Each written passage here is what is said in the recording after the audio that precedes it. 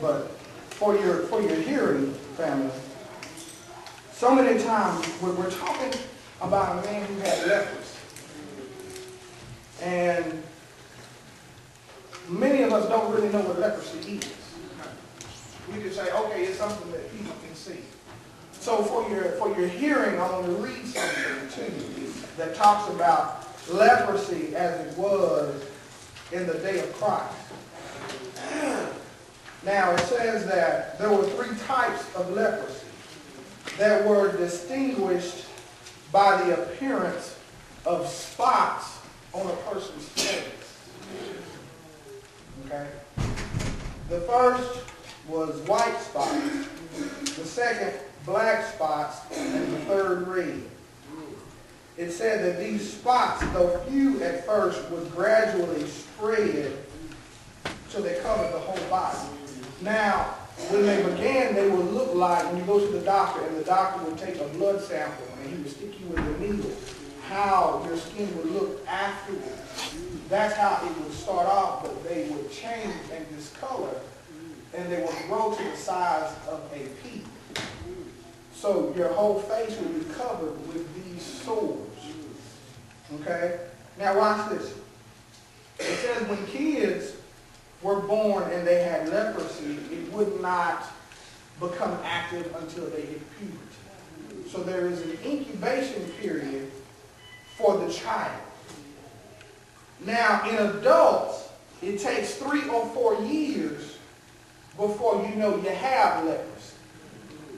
So you can have it and not know it. And you think you're fine, but you're not. Kind of like seeing, ain't it? All right, now watch this. Now, let me find my spot. Okay. Now, once it comes out on the skin, it gets well rooted and it has a permanent existence. Now, get this. It shows on your face, but the disease is actually in your bone. Okay? So you don't have the appearance of it, but it's inside. It's germinating, and it is alive within you. A leprous person can live 20 to 30 or even 50 years. But that person that lives is in constant pain. And the reason why they're in constant pain is because their joints, like for instance their hands, would start to separate. Your fingers would start to separate. They would divide. And then they would eventually fall off. So while you are alive and you have breath in your body is decaying and dying. And everybody gets to see you go through this turmoil. See, it's one thing to have hidden sin and don't nobody know about it. But it's another thing when your sin gets made public and everybody can see the mess that you have to deal with on a daily basis. And I want you to understand that there were times when a person would miraculously get well, and Moses had a rule that if that person did become well, how they had to go to the priest, because only the priest could verify that they no longer had the disease. Now that takes us into our text today, since we have an understanding of what leprosy is. It's something that you can have, but you might not know it. But eventually, it's going to make itself known in your life. It's like when we try to cover up our sin, or we try to cover up our mess. We don't want nobody to know. We don't want nobody to know we got problems. You know, we put on that church face every Sunday. Come in here, how you doing? Boy, I'm blessed and highly favored of the Lord. And you know your life is jacked up, but you covered up. Don't nobody know about it. But watch this, it's still in your body because your body is about to start the process of decaying. It's the same thing in our spiritual walk. Our spirits get impacted by our sin. And we try to cut it up. You know, some folks go to church, they've been smoking all week. You know, you cover it up. You try to paint your lips. You don't want nobody to know you got black lips because you've been smoking roaches. Come on, man.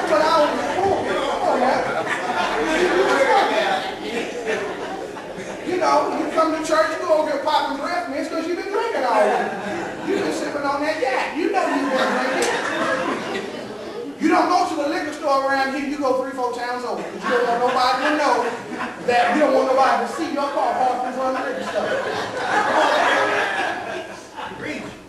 But sooner or later, it gets exposed. You can only hide it for so long.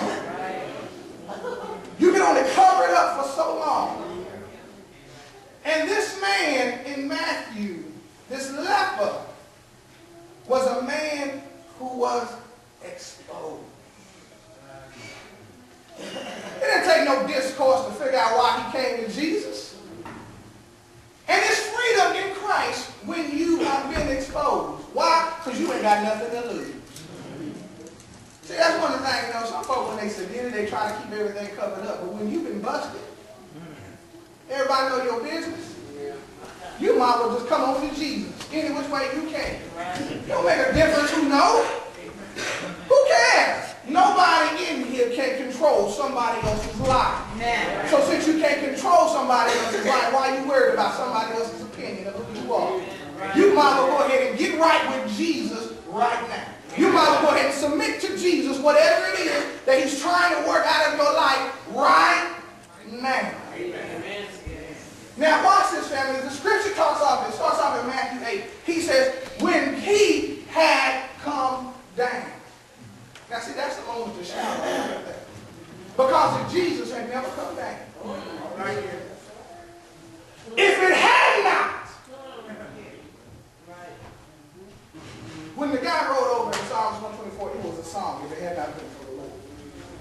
He begins to look back over his life, and he sees what God has brought him from. He sees what God has delivered him from. He sees the battles that God had blessed him to conquer. And he writes this one little paragraph. It's just he just presupposes if it had not been for God. If it had not, if we just took out a moment and you got in your own sanctified imagination and you said, if it had not been for God, where would you be? You'd be standing on your feet shouting right now. Because I guarantee you, Pastor would be 6 feet under. Because the pathway that I was following only had one destination, and it was death. God told me when I was 24 I wasn't going to make it to 26 if something didn't change. And that's when I was still yet in the world. If it had not been for Jesus. Yes. If it had not, where would I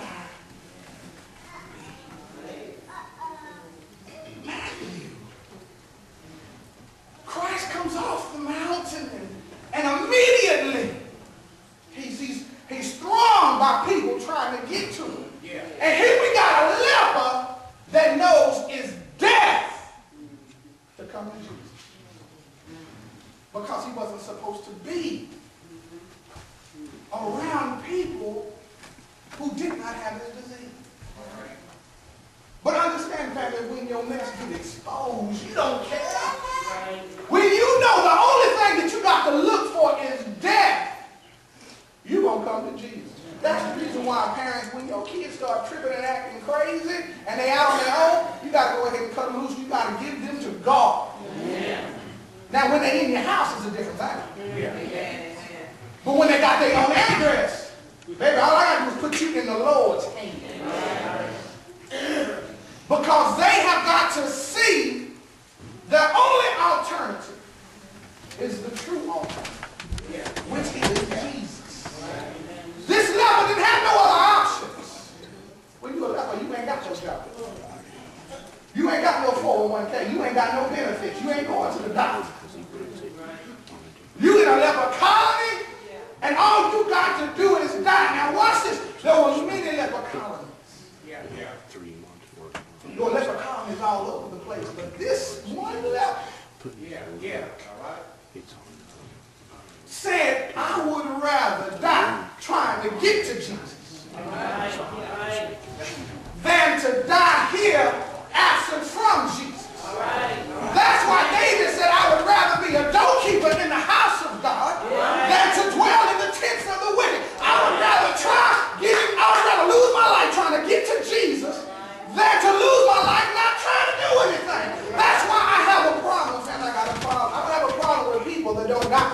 I got a problem with people that don't want to be nothing. Because in Jesus Christ, you can be anything that you want to be. I don't care if your bank account is zero. If you are a child of God, maybe you are the best thing since sliced bread. Because you got Jesus. He is the God who's on your side. Now watch this. The leper comes. Don't care nothing about crowds. To the leper, it ain't got nothing to do with who in church. Oh Lord, this is what's right there. To the leper, it don't matter who come to Bible study or not, because the leper gonna be at Bible study. To the leper, it don't make a difference who in Sunday school or not. The leper gonna be in Sunday school. Because the leper know the only thing I got to hold on to is my relationship in Jesus Christ. So it don't make a difference who here or who not. I'm going to be there. It don't matter who here. I'm going to be there. Because he's all I got to hold on. See, when your life has taken a turn for the world, all that playing, get out the way. Y'all notice that? When things get rough, you get serious about God. That's why we got to shout and be faithful to God for our hard time. You know, every day ain't going to be a Sunday day. Every sermon ain't going to be a shouting sermon. We ain't going to run around the church every Sunday. You got to understand that sometimes this don't work. But I still got to praise God. Because he helps us through. You didn't think he was going to be divorced. Mama done told you, baby, he going to be a knight in shining armor riding up to you on a white steed. And y'all going to live in a beautiful house and 15 bedrooms and 5 bathrooms. And you're going to have maids and folk going to come in there and care about your every whim. But it ain't worked out that way because you live in an apartment, you divorced 3 times, you got 5 kids, and you're struggling. Now you're mad at mama because of the lie she told you. All right.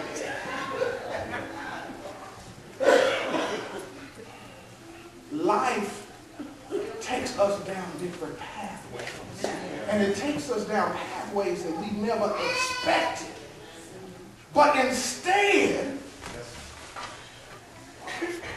of letting life rock us into a sleep where we stop trying to get to God, if you know that God is the only one who has the answer for you today, you got to press your way to get to Jesus. Now watch this. The text says the leper, watch, he came and he worshiped. He didn't come to sit down. He came with an agenda. His agenda, I'm going to worship God because I know that the answer to everything I need is in the personhood of Jesus Christ. So when I get there, I'm going to give him everything I got.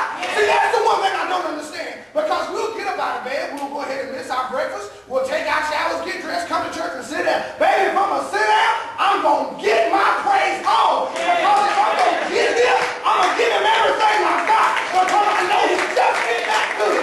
We have to take a mindset that I'm going to give him everything. Thank you, Lord. To my hoopers, y'all going to help me today. When you go out and you play the game, you don't want to leave the game and not give it your all. You don't want to go out there and play the basketball game, the football game, run track and just give it half your effort.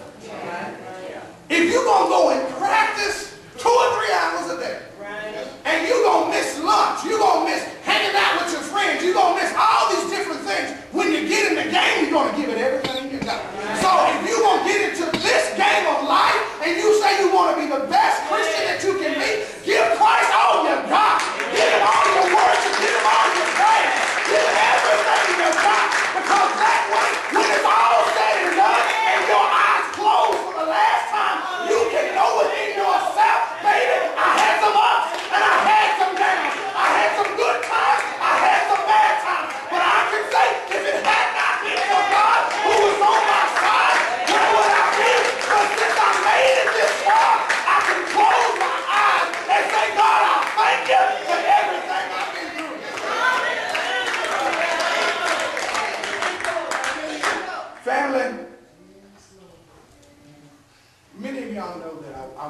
Texas Department of Criminal Justice.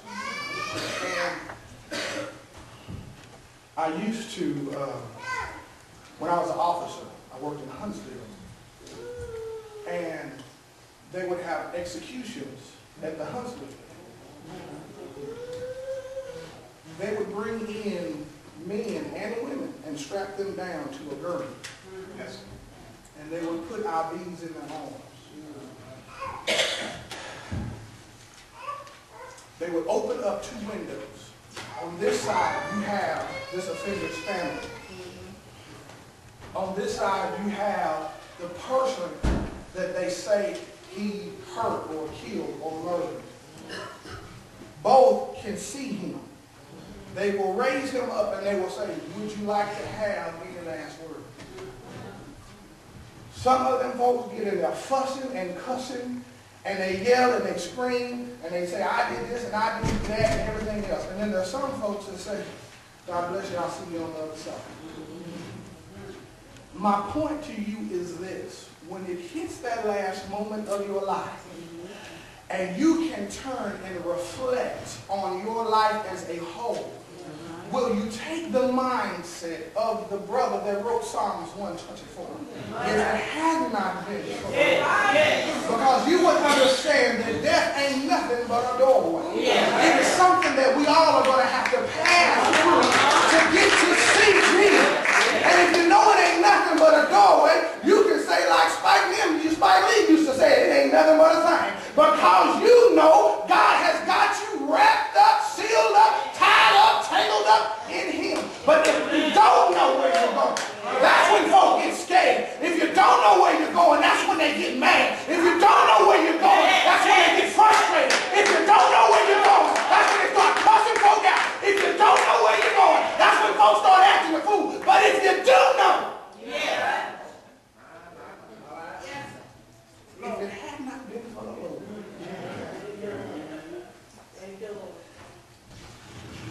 since this brother wasn't supposed to be in the presence of God, he went ahead and asked God for the one thing that he wanted. Christ knew that the brother wasn't supposed to be there. Now get this. A rabbi was not supposed to touch anybody that's unclean. But instead of speaking to the man, he touched the man first. That's why you gotta shout over the fact that God touched you. See, he touched you this morning and you ain't even able to pray. See, that alarm clock ain't woke you up, but God touched you. It was just a touch from the Lord that woke you up this morning. It was a touch from the Lord that woke you up yesterday. It was a touch from the Lord that woke you up the day before. It was a touch from the Lord that kept you out of the accident. It was a touch from the Lord that said, wake up, you need to study a little bit more so you can pass your test. It was a touch from the Lord that moved the bullet out of the way. It was a touch from the Lord that you didn't get AIDS. It was a touch from the Lord that your vessel is clean today. That's why you got to shout to God that you got to touch from a God who sits up high and looks down low. But thanks be to God that he came down through 42.5 generations, landed in a baby by the name of Mary, popped out 9 months later, lived 33.5 years, went to a hill called Golgotha, got laid out on a cross, put his arms wide, hung his head, thank God that he died, and then 3 days later, right early in the morning, he got up with all power in his hand, and if that is the kind of God I serve, baby, he can touch me anytime. Anytime you want to bless me, touch me, Lord. Every day I wake up, touch me, Lord. When I got a bad attitude, touch me, Lord. When I feel a little frustrated, touch me, Lord. Because if he touches me, everything has got to get in line. It's got to get in line. Jesus touches him. And he says, I am willing, be clean. I am willing shows us he didn't have to do it. But he did it anyway. When you get to the place where God ain't got to touch you, and you can still shout on the fact that the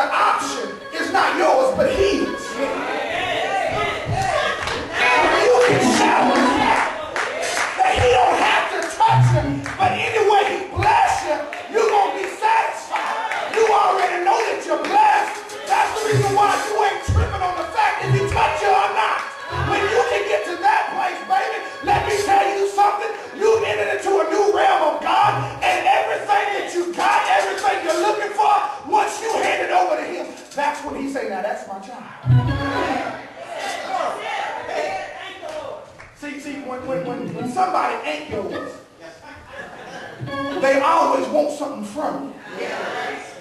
But when somebody is yours, they just want to be in your presence. See, there's a word right there. See, a person that knows God is good but just want everything for him, it's all about them. But a person that knows God is good and loves God and knows it's all about Christ, knows it's all about him. So if it's all about him, that way I can take a vision and just say, if you bless me or not, I'm still going to be. That's how Shadrach, Meshach, and Abednego will tell Nebuchadnezzar. Even if you don't, he still got the power. Even if he don't get me out the furnace, he still got the authority. Even if he don't give me the job, he's still the Alpha and Omega.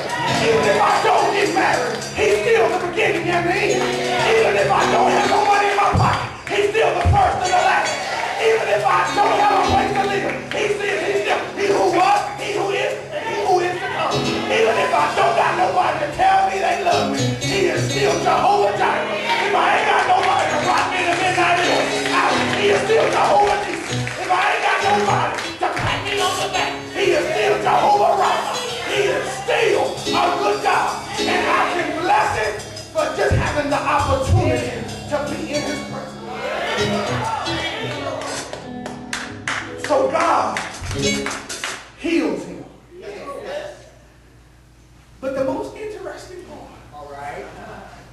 of establishing a testimony is not your healing.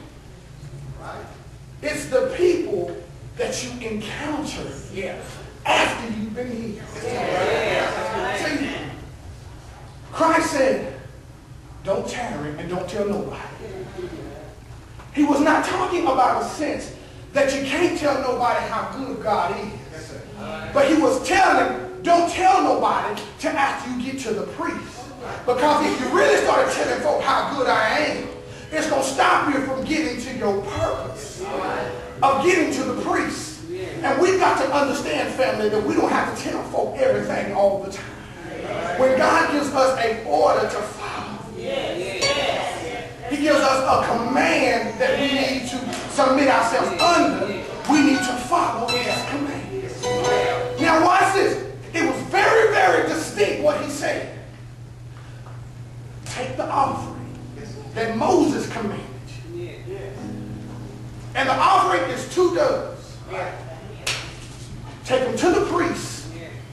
Give it to the priest, let them examine it. And then when they say that you have been healed, give them their offering, then you can tell them about it. Because Christ was trying to use this man as a testimony to the religious order of the day. That it don't work the way you say it works. So he takes the 2 doves. He goes before them. They say he's clean. Now watch this. The first dove is killed, meaning that something got to die for you to get your healing. The second dove is set free, meaning that you have been free in Christ. And you got to understand that we got something that had to die so that we can walk in our freedom. My God died on the old rugged cross. He laid his head in his shoulder. He gave up the ghost. He said, God, why hast thou forsaken me? But he died and went into the grave for 3 days. So then he got up with all power. Not only did he die for me, but baby, he set me free. And when he set me free, I can run on in Jesus' name. Go to the church and say, oh, you got to have a testimony.